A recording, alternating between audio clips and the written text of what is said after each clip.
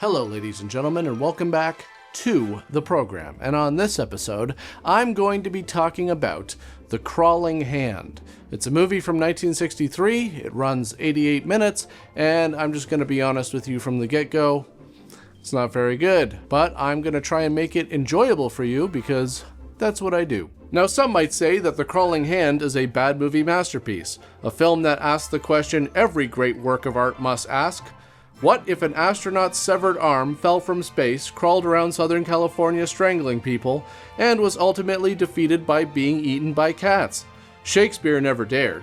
Kubrick flinched, but director Herbert L. Strock, working with approximately $100,000 and what appears to be the contents of a Goodwill dumpster, said yes. The movie starts with an astronaut looking out the giant window of a spaceship while a dramatic score blasts at you like the movie is trying to warn you to leave now while you still can. This is the cinematic equivalent of a restaurant with a gorgeous exterior and a kitchen full of raccoons. Everything from this point forward will be a downgrade. Now we're at what the movie insists is a space agency command center, and some of you might notice that this scene features Allison Hayes, who was 50 feet tall 5 years before this, but here she basically does nothing but play the concerned spouse of an astronaut who's never coming back, and keeps getting reminded of that fact. I'll tell you what to tell him. Tell him we sent our second man to the moon. Looks like he's not coming back either. Oh, I'm sorry, Don. I should never have said that. And see, this is why you should never work at the same place as your spouse. It just makes it more difficult for everyone to talk about them behind their back. It's not fair. Anyways, the astronaut in question is Captain Mel Lockhart, who was sent to the moon on a mission that now looks like it was a one-way ticket. And he was their second astronaut. Their first astronaut didn't come back either. You'd think after losing one astronaut to mysterious circumstances, you'd maybe investigate before yeeting another human being into the void. But this is 1963 government efficiency, the same era that thought it was a good idea to put asbestos in household items. Steve's pretty upset that they haven't had contact with Captain Mel Lockhart for 9 hours, so he does what he does best. Starts kicking chairs around. Which I know doesn't really solve anything, but it could be kind of fun. But just when everyone's given up hope, Captain Lockhart's voice crackles back over the radio, long after his oxygen should have run out, which is either a miracle or a bookkeeping error.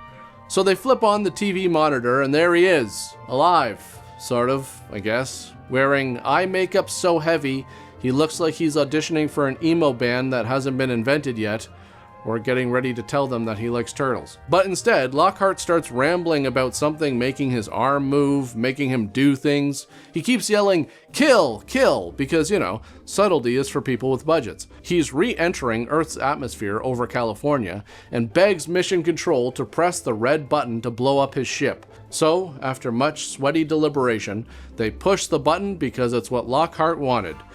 And plus, he was getting kind of annoying anyways. And it's not just the ship that explodes, but he explodes as well. I mean, just look at this. His face rips apart, his nose comes flying at the camera. It's intense. Okay, so now we have Dr. Max Weitzberg, and he unleashes a word salad to try and explain what happened to these astronauts, and that they were carrying a new form of life that started in space. Well, what happens when we send a man up there? You see, Steve, we don't just send a man in a rocket.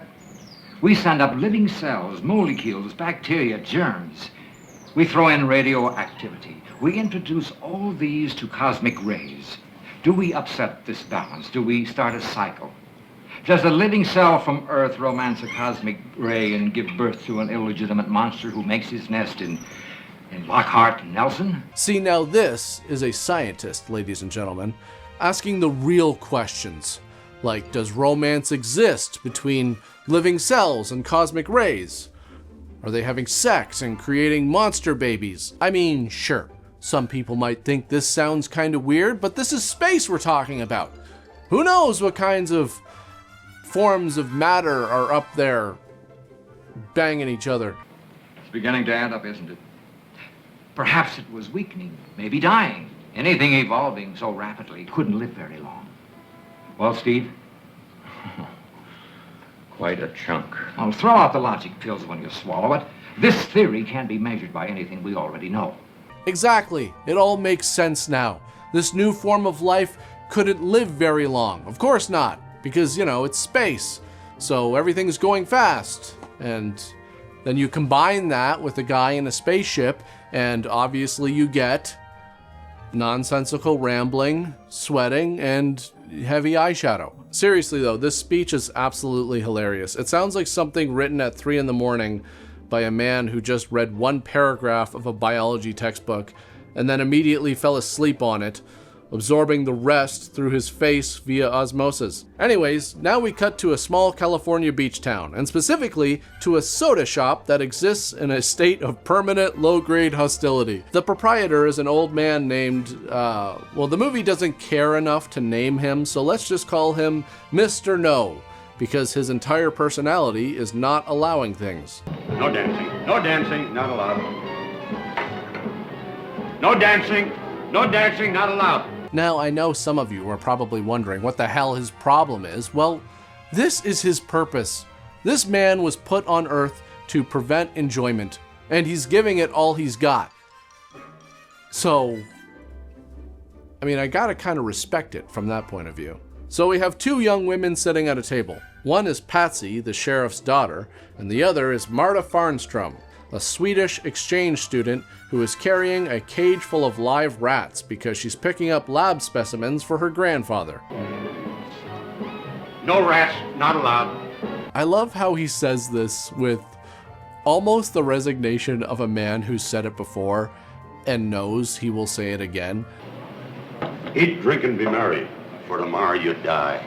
See, this is how you know a place has good food, if the service is like this, but it's still packed full of people. Anyways, blah blah blah, Paul arrives, and him and Marta go frolicking on a beach. Paul is played by Rod Lauren, who is a former pop singer whose one hit was If I Had a Girl, which peaked at number 31 in 1960. He plays Paul as kind of a pre-med James Dean. You know, if James Dean had been replaced by a wax figure of himself that was starting to melt. Anyways, they splash, they flirt. Paul establishes that he's a medical student. Marta teases him about returning to Sweden. It's all very sweet and romantic until Marta spots a severed human arm still wearing the sleeve of a spacesuit sitting on the beach like the world's worst sandcastle. Now, a normal person, and I cannot stress this enough, would call the police. A normal person would run. A normal person would, at a minimum, not want to take this thing home.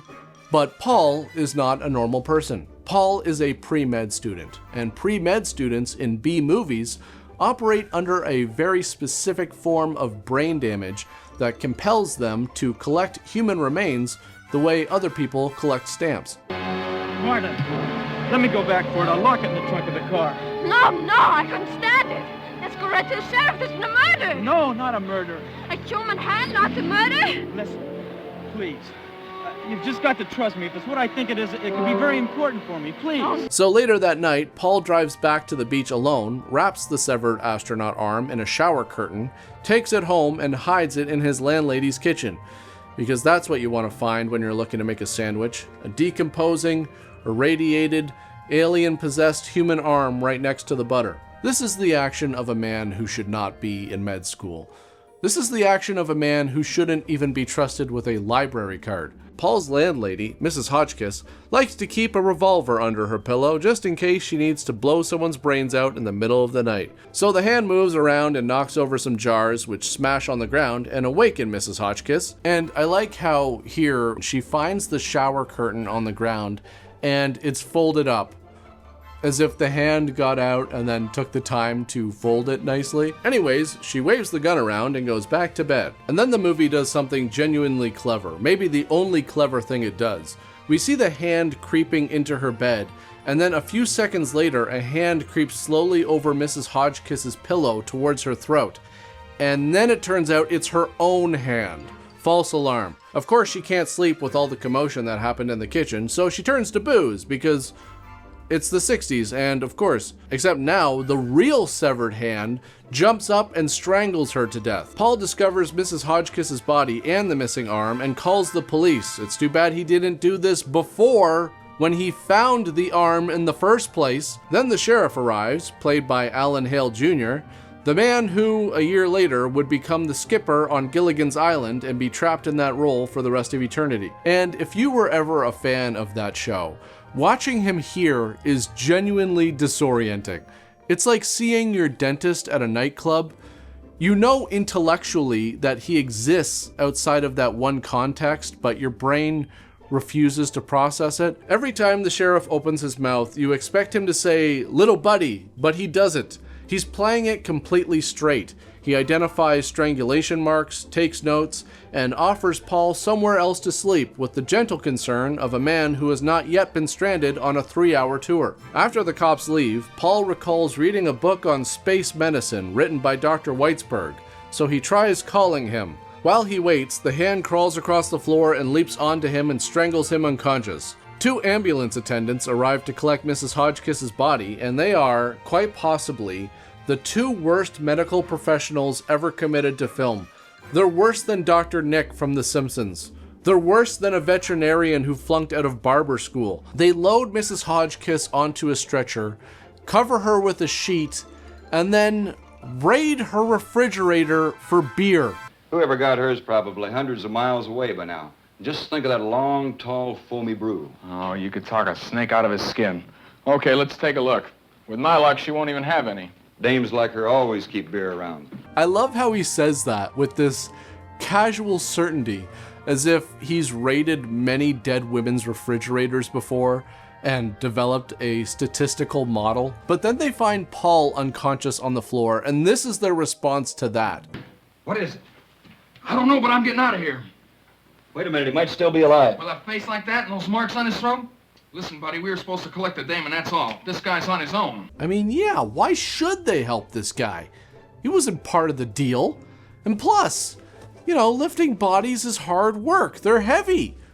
And back then, they didn't get paid by the body, so why should they do any more work than they're supposed to? Eventually, they toss in Paul next to the corpse, and in the ambulance, Paul wakes up, sees Mrs. Hodgkiss's body under the sheet next to him, screams like he's just been served a subpoena by death himself, and bolts off into the night. The ambulance crew does not pursue him because, I mean, again, they weren't even supposed to help him in the first place. Also, I have to mention this because there are 2 shots specifically where Mrs. Hodgkiss is supposed to be dead, but in one, she's breathing, and in the other, she blinks. And these aren't even long shots. I mean, could you not have just held your breath and kept your eyes open for 3 seconds? Furthermore, why couldn't the editor just cut this out? I mean, just cut before she blinks. Why is that so hard? Back at the space agency, Security Chief Mydell drops a bombshell. The fingerprints found at the Hodgkiss murder scene belonged to Captain Lockhart, the astronaut. You know, the one they blew up at 70,000 feet. But the sheriff is like, they've got so many fingerprints in Washington, they've got them all mixed up. We asked for a confirmation on those fingerprints at the Hotchkiss house. Well, they say they belong to a guy I never heard of, Lockhart. Who? Melvin Lockhart. Do you know a Melvin Lockhart? Anybody in this town by that name? Never heard of one. Gee, do you think it's even possible that he could be from a different town? So Steve and Dr. Weitzberg fly to California to investigate. Paul, under loose observation, begins dictating his experiences to a reel-to-reel tape recorder.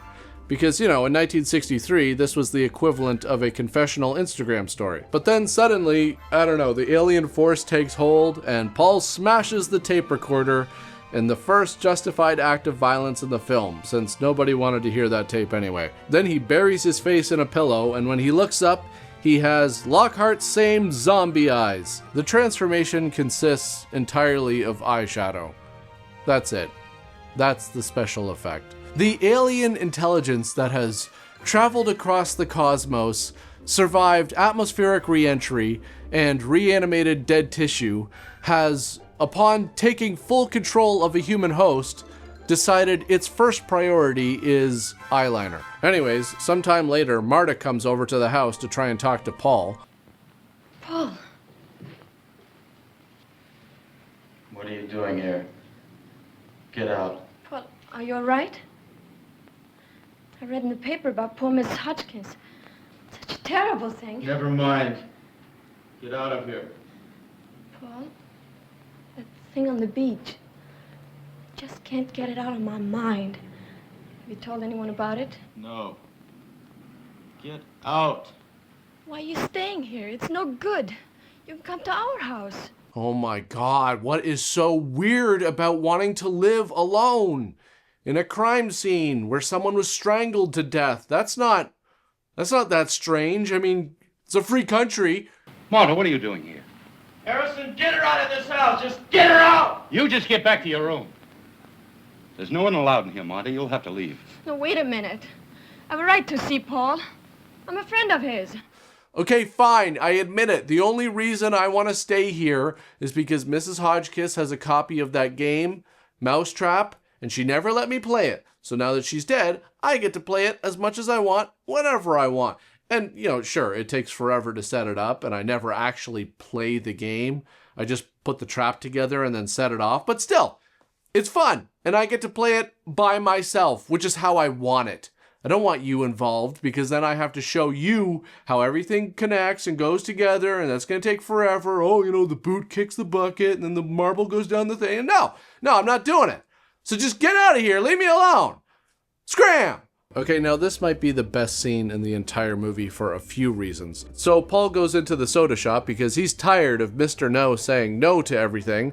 He's going to make him say yes to death. The old man hits a light switch and the lights go off. And I have to give credit here to Academy Award-winning cinematographer Willard Vanderveer for the moody noir lighting. It's like the movie momentarily became a completely different, better movie without telling anyone. The old man stumbles backwards and collapses into the jukebox, which begins playing the Rivingtons' The Bird's the Word. And Paul strangles the old man while this aggressively cheerful song blares away. The clash between upbeat music and on-screen violence creates a moment of genuine, bizarre, unsettling brilliance. The old man survives, by the way, as Paul suddenly snaps out of his murderous, eyeshadow-fueled rage, and he runs to Marta, where he delivers what I can only describe as the world's worst breakup speech. I'm all mixed up, and there's something terrible that's happened to me, and there's only one person that I could have relied on in this world, and I almost killed him a few minutes ago. What do you mean? Never mind, it would take too long to explain. I don't have the time. There are times when I'm all right, and then I'm not, and then when I'm myself and I'm not, and the periods when I'm myself are getting shorter and shorter. Do you understand? No. Well, then don't try. See, this isn't necessarily a bad strategy. If you want to break up with someone, but don't know how, just start rambling, and when they say they don't understand, get really mad at them. And then they, in turn, might just break up with you, and there you go, problem solved. Then Paul's eyes go dark again, and he starts strangling Marta, because if you're gonna murder someone, you gotta look a little fancy while doing it. You know, make an effort. Show them you care. But then he snaps out of it, leaps out the window, and we're back to our regularly scheduled garbage. Okay, so there's less than 15 minutes left in this movie, and if you're confused as to what's going on, don't feel bad, it's just gonna get worse. So Paul grabs the severed arm, wraps it in a picnic blanket, and drives to the junkyard to destroy it. I guess that's his plan, bury it in a pile of garbage. It's the kind of plan that seems solid until you remember that this arm survived an explosion at 70,000 feet, but sure, throwing it in the junkyard will probably do the trick. But it's kind of poetic in a way, because this is where the movie has been headed metaphorically for the past hour or so. So it's nice that the geography finally caught up with the quality. Now we're in the junkyard, and the hand has escaped into the wreckage like a spider retreating into a wall cavity, and Paul is stumbling around trying to find it. And I don't know why I find this so funny, but the hand suddenly appears on the ground and trips Paul like a schoolyard bully. This alien intelligence that has crossed the infinite void of space, survived an explosion, and possessed a human being through sheer cosmic willpower, grabs a guy's ankle and makes him fall down. The final frontier of slapstick. Paul, now operating on pure adrenaline and rage, grabs a bottle, smashes it like he's in a bar fight in a western, and stabs the hand repeatedly with the broken glass. And doesn't this just paint the ultimate cinematic picture? A man in a junkyard at night, shanking a severed space arm with a broken bottle while the hand tries to crawl away. This is what $100,000 in a dream looked like in 1963 Hollywood. So the sheriff arrives with Steve and Doc, and what follows is a brief but passionate exchange about the ethics of shooting teenagers. There he is.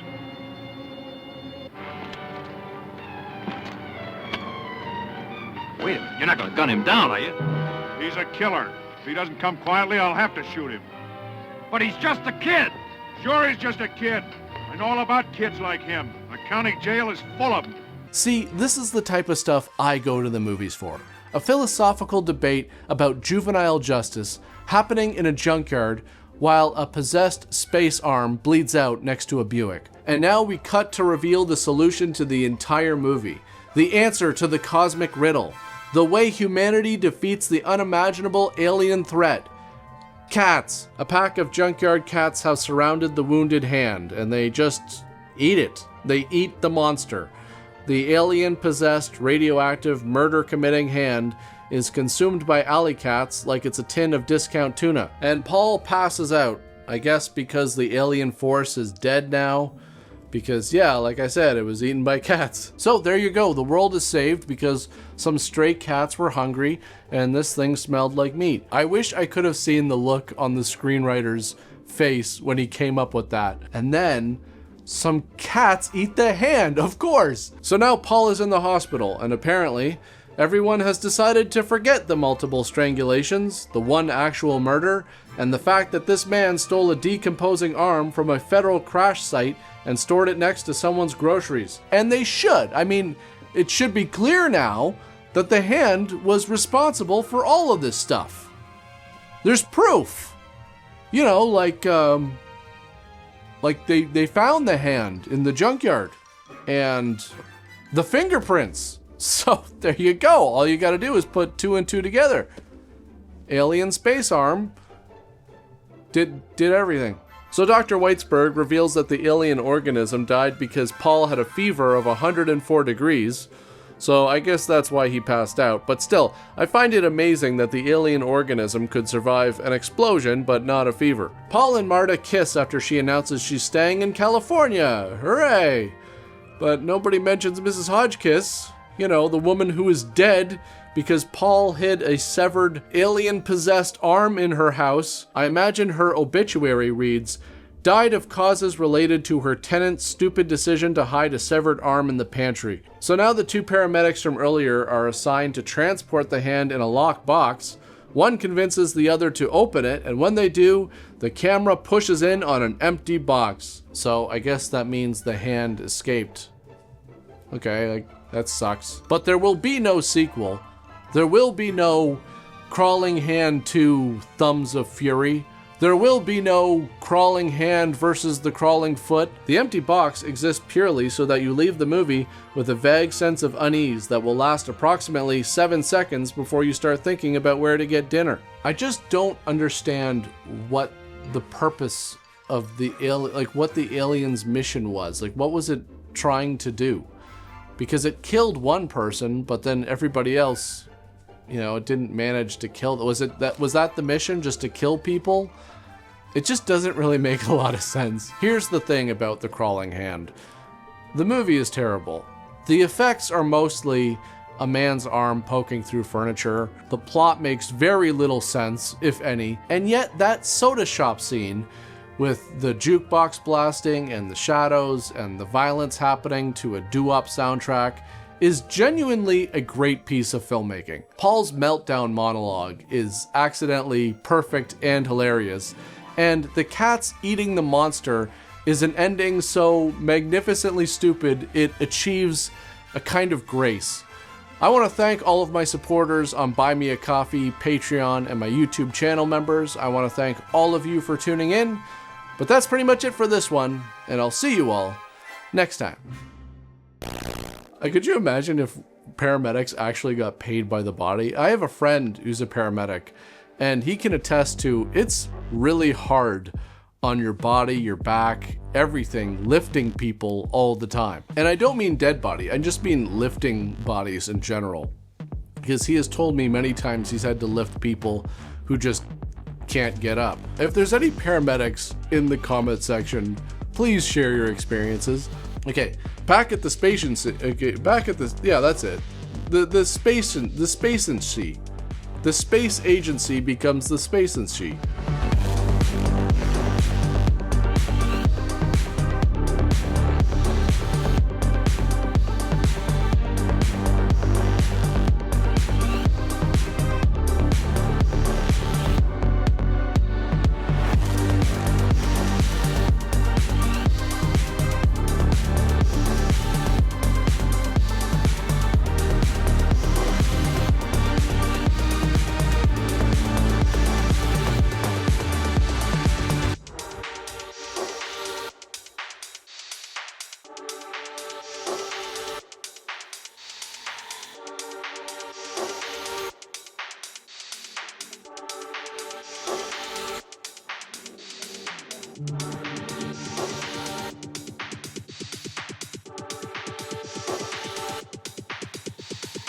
Bye.